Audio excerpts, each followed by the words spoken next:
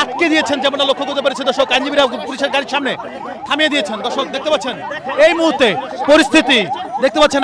আইনজীবীরা একদম পুলিশের গাড়ির সামনে দাঁড়িয়ে পড়েছেন এবং সেই গাড়িটি যেতে নিষেধ করছেন, অর্থাৎ আসামিকে ছেড়ে দেওয়ার চেষ্টা করছেন।